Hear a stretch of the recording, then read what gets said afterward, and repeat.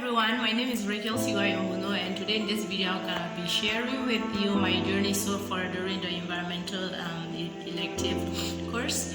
It had been an amazing experience for me with friends, interactions, and with facilitator. I got to learn a lot of things that I did not know before, a lot of concepts in conservation, such as protected areas, and I was again able to identify category of protected areas such as wilderness area, national park, natural monument, and so on.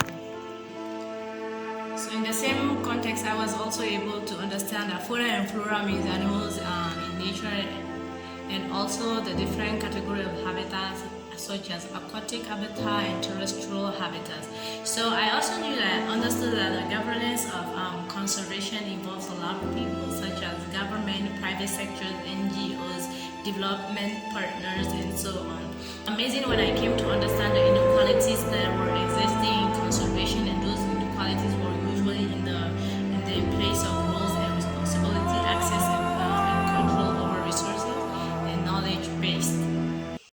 Also able to understand the planning of protected area, the importance of this planning, and I also understood that there are three main elements to retain when processing a planning, such as preparation of the management plan, implementation of the plan, monitoring and review of the plan. So this whole thing has been interesting. As I said, I was able to also learn some specific platforms such as iNaturalist that I understood, downloaded, and understood how to use in the future. Would be able to upload some pictures. So the wildlife census again was another thing that was interesting in learning, which was in order for you to have information on the number of animals, research management and conservation and so on, we need information on the total number of or size and structures of the animal. So going through the process of how to gather these information has been also interesting for me. The article that I read that's titled "Climate Change Mitigation and Nature Conservation Both Requires Higher Protected Area Target." The article reveals how human beings have been at the center of the destruction of the environment. Yet there are still protected areas that are set apart, like 10% of the sea and 17% of the landscape are set apart as protected area.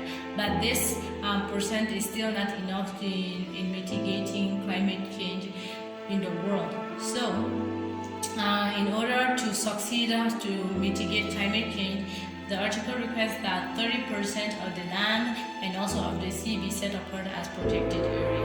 According to the video, VCP is steward of the planet. Dr. Seward Carl mentioned that we have a high capacity to destroy, which means that human beings are the main cause of the destruction of the environment, and we have this capacity through our daily activities. We contribute in destroying the environment. So in order to be able to mitigate the climate change, we need to have a higher target of protected area. So still in that video of VCP is steward of the planet, Omran Tutumu would say that the creation of protected area is one of the radical solutions that are needed in order for us to conserve our environment. So, and as we said, the protection of conserved area, protected area cannot be alone. It needs a whole bunch of people and a team, like in order to lead and have a good governance.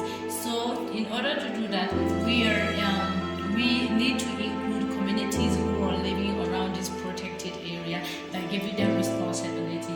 In the video of Great Massa is a home of migration, the speaker mentioned that in order to succeed in the conservation, or the success of their conservation, was mainly because they let the community lead and be in the front. So thank you for listening.